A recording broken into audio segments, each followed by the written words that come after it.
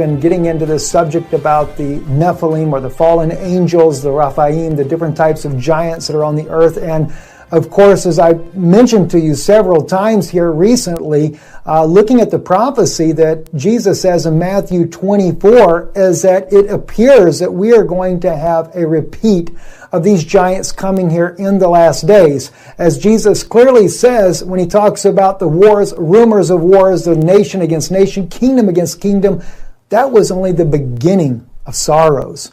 So what's coming next? He goes into a little bit further in the chapter. He talks about around verse 35 or so, that as it was in the days of Noah, so shall it be in the coming of the Son of Man. He talks about the eating, the drinking, the giving in marriage, as we've shared with you. Go back to Enoch, you find out what they were eating. It was human beings. They were drinking human blood, and the marriages were not necessarily consensual marriages either. And today we're going to really get deeper into this, and I want Steve Quayle, our brother here, to just have all the time he needs to share with you some incredible insights that he has. I know many of you know him. You've listened to him on different broadcasts all over the world. He's written many, many books. And I'm just really excited to have the opportunity to share with him today, or share him with you guys here today, here on Israeli News Live. So, Steve, God bless you. Thank you, my brother, for coming on here with us today. And we look forward to things that you have to say. Well, thank you, Stephen. One of the first things we got to do is deal with a couple terms. The first term is Nephilim. A lot of people misuse that. They call demons Nephilim. They call giants Nephilim. Nephilim, as you know, is translated in Genesis 6 and also Numbers 13, 32 and 33 as giants. But the correct, as I understand it from people who are scholars like yourself, it means those who descend from the fallen ones. The root word Nephal, I may be pronouncing it wrong. The Bible's very clear that after the second incursion of fallen angels, as a matter of fact, Genesis 6 says there were giants in those days and after those days. That means before the flood and after the flood. And as one of, I'd say, the most focused researchers in the world on the idea of giants and the whole, if you will, history of the world as it relates to giants, there's two different sizes we're going to deal with. The pre-flood giants were bigger than the post-flood giants. The largest post-flood giant we know of in the Old Testament is King Og of Bashan, the land of the giants. And what's important for people to understand, you just quoted Matthew 24 a minute ago. Matthew 24 is very clear that men's hearts are going to fail them for fear of looking after those things coming up, on the earth. We know in Matthew 24 it's coming up on the earth, and in the book of Revelation it's coming down on the earth. Woe unto you, inhabitants of the earth, for your enemy, or the devil, has great wrath, knowing but his time is short. And I think to put this into perspective, people have got to understand, we are not talking about large human beings, of which many of the circus freaks were, and they may have had a glandular disorder, but we're talking about historic reality and people and those giants whose bones are even with us today. And Stephen, you can put up the giant skull that we'll be displaying at Branson at the True Legends Conference this year in September. But I think it's critical that people understand, we're not talking about just something in a fantasy book, a fairy tale. The book of Enoch, Dead Sea Scrolls, the book of Giants, Dead Sea Scrolls, all the different ancient writings deal about this. And so here's one of the things that I want to clear up right away. Nephilim, and this will help people with clarity, are the fallen angels, and those are the progenitor of the giants. The giants, from that point on, after the flood of Noah, are referred to as the Raphaim, the Rapha. They're even referred to, as you and I were talking before we went on the show today, that the dead, shall the dead rise to praise thee. So when you add all those up, I think I did, and guess what? They come out to be about 33 mentions in the Old Testament. So it's a big deal to deal with what we're talking about. Big deal, pun intended. Now I'm going to read, everybody, to set the stage for our interview, Isaiah 13, 1 through 3, in the Septuagint. The vision which Isaiah, son of Amos, saw against Babylon. Lift up a standard on the mountain plain. Exalt the voice to them. Beckon with the hand. Open the gates, ye rulers. Those are not normal rulers, okay? I give command, and I bring them. Giants are coming to fulfill my wrath, rejoicing at the same time and insulting. Now, what did Jesus tell us? Jesus told us that the gates of hell would not prevail. So this is talking about a period where God is going to allow the judgment on a God-rejecting. Please consider subscribing to our YouTube channel and click the bell to be notified when we post new videos.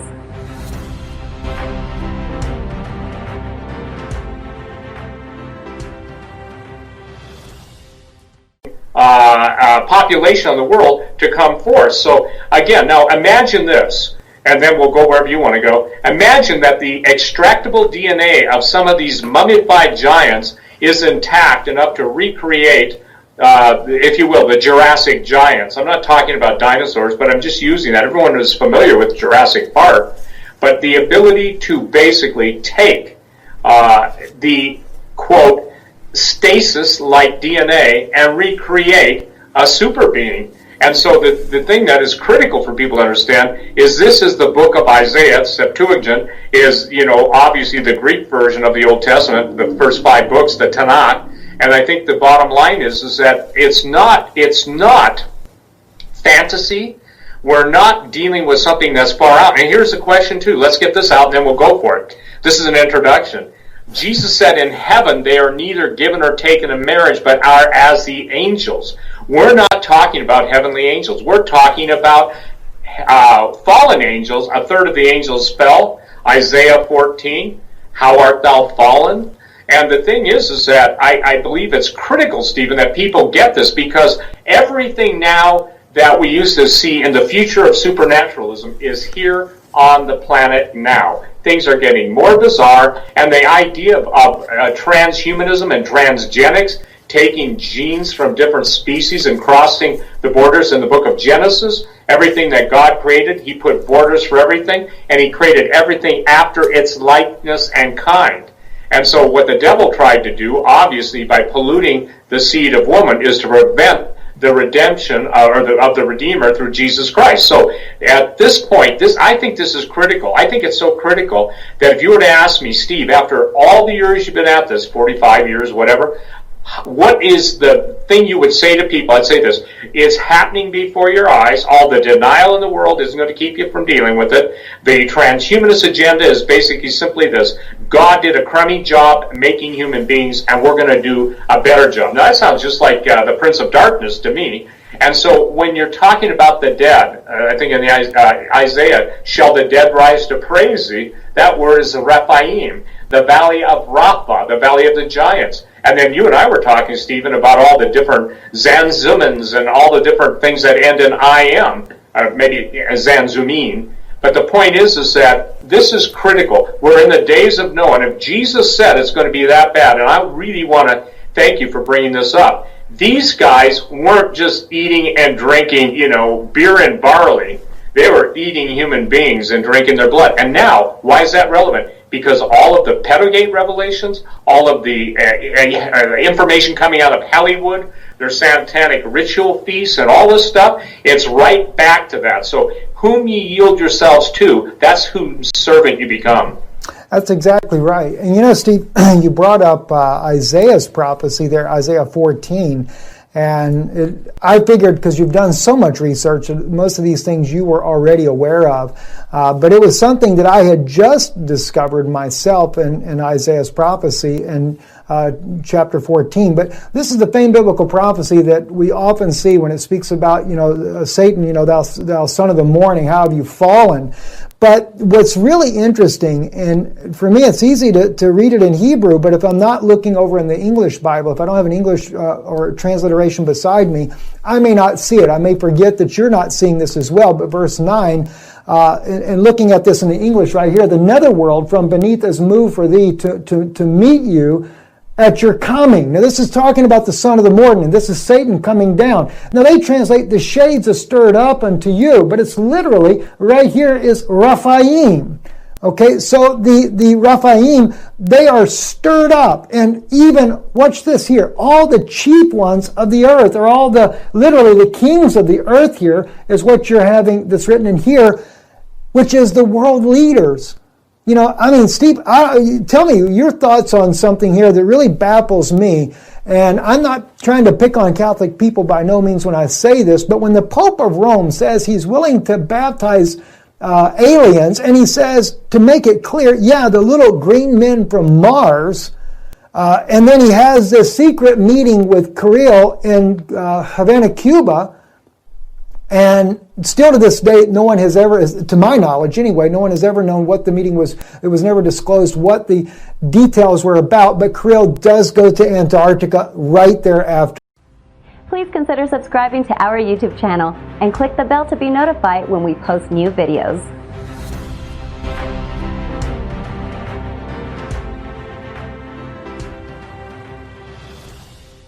Words, and some people might say, well, that was really no big deal, and they talk about what was in some kind of conspiracy theory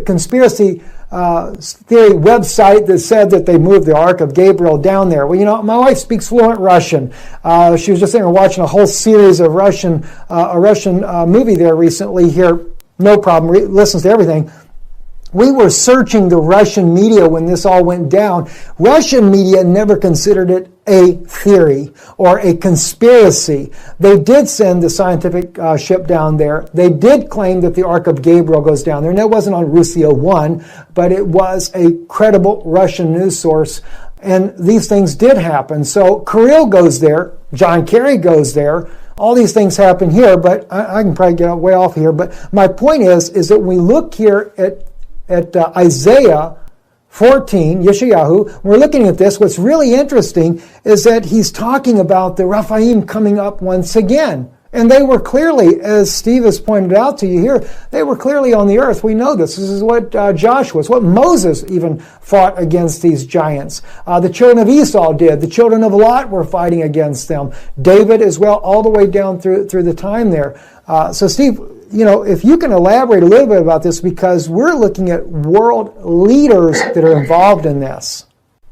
Excuse me. Yes, and the deal that you have to have something of infinite interest to drag all these. The Pope was there, by the way. So was Barack Obama. So were so many people have gone down there, and it's my contention, Stephen, when I wrote the book Empire Beneath the Ice: How the Nazis Won World War II, that a lot of the, if you will, the run-ins they had with non-human entities are what prompted them to move 1/3 of the Third Reich's technology and scientists down to what they termed New Schwabenland.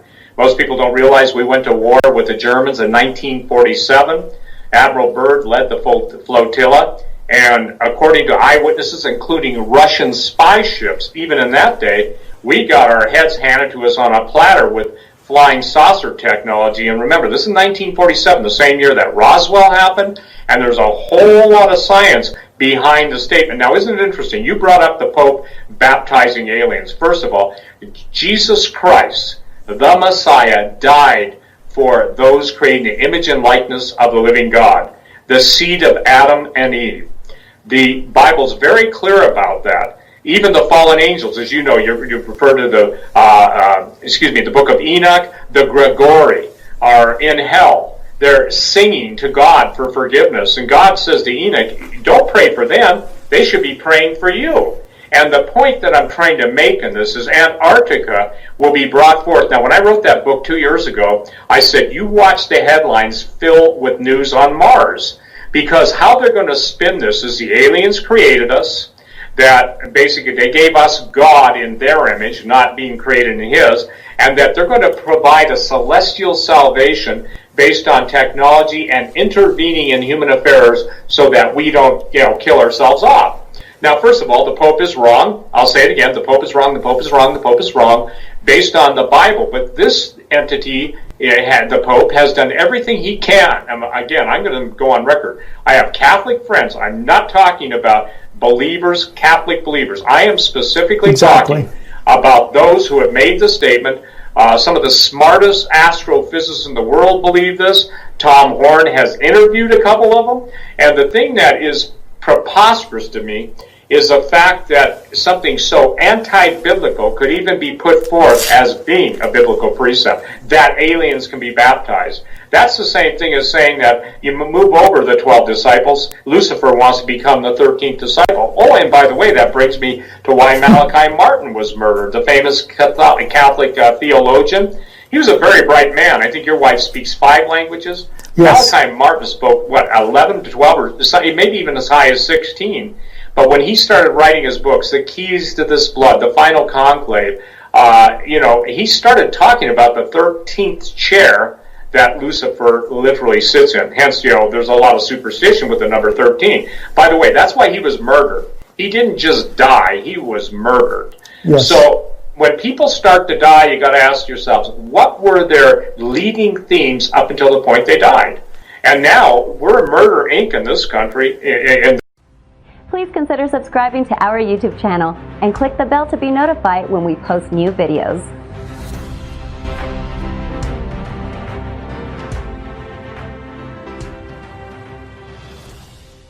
This country and every country of the world now, it's Murder Inc. And God is absolutely showing, in my opinion, the sins of America, the sins of its leaders, and now nations that once held us in respect hold us in contempt. I believe the prophet Jeremiah said that you become a hissing in the nostrils of the nations around you. So the reason they're all headed down to Antarctica is to see something. There is a power source coming out of Antarctica. I don't mean a conspiracy source. I'm talking about a measurable amount of energy changing the oceans, changing the waves, changing the weather. And again, when the Antichrist comes on the scene, he will have power to call down fire from heaven. Well, now we're seeing, just in the last week, maybe you've dealt with it, but we're seeing literally a particle beam or directed energy beam weapon being so concise that you can't argue with it. It's not lightning. It's not flashes of surface lightning. It's a directed energy weapon. So now we've got the issue that Satan himself is going to he demands one thing. He demands worship.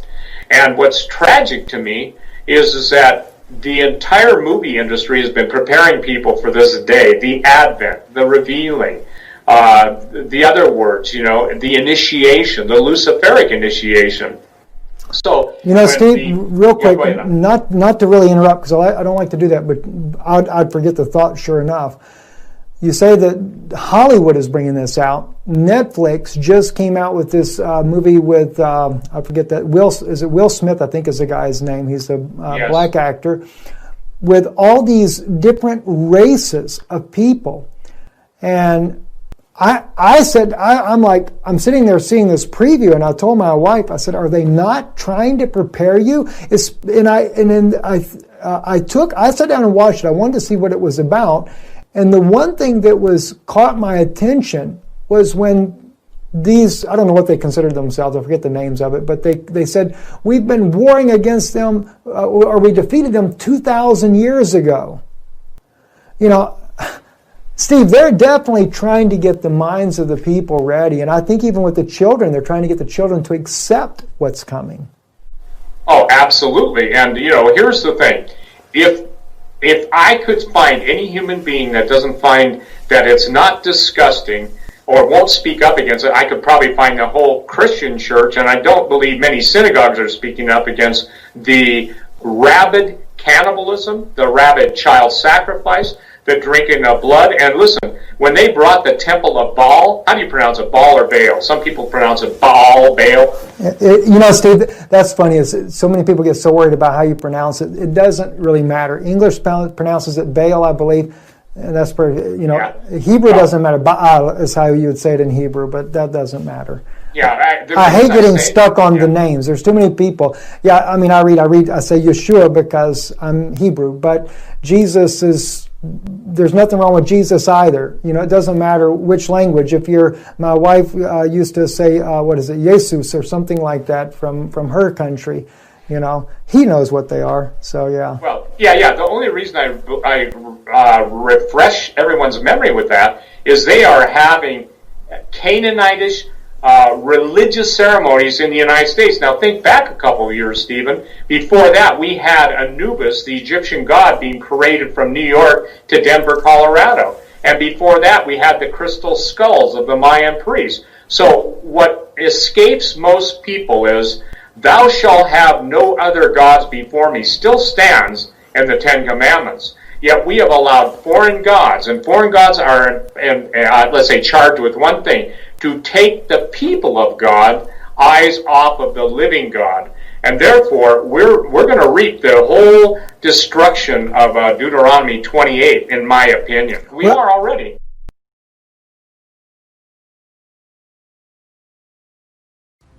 Please consider subscribing to our YouTube channel and click the bell to be notified when we post new videos.